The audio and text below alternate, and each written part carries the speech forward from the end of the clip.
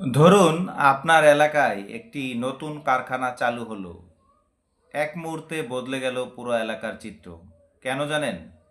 কারণ উৎপাদন মানেই নতুন কাজের সুযোগ। উৎপাদন হলো এমন একটি প্রক্রিয়া যেখানে কাঁচামালকে ব্যবহার করে পণ্য বা সেবা তৈরি করা হয়। আর এই পুরো প্রক্রিয়াটি কর্মসংস্থানের বিশাল ক্ষেত্র তৈরি করে।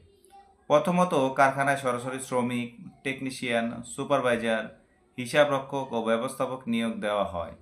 এতে বহু মানুষ সরাসরি চাকরি পায়। দ্বিতীয়ত উৎপাদনের জন্য কাঁচামাল আনতে হয়, পণ্য বাজারে পৌঁছাতে হয়। এতে পরিবহন শ্রমিক, ড্রাইভার, পাইকারি ও খুচরা বিক্রেতার কাজের সুযোগ তৈরি হয়। অর্থাৎ পরোক্ষভাবে আরও অনেক মানুষের আয় নিশ্চিত হয়। উদাহরণস্বরূপ, প্রাণ আরএফএল গ্রুপ দেশের বিভিন্ন জেলায় কারখানা স্থাপন করে হাজার হাজার মানুষের কর্মসংস্থান করেছে।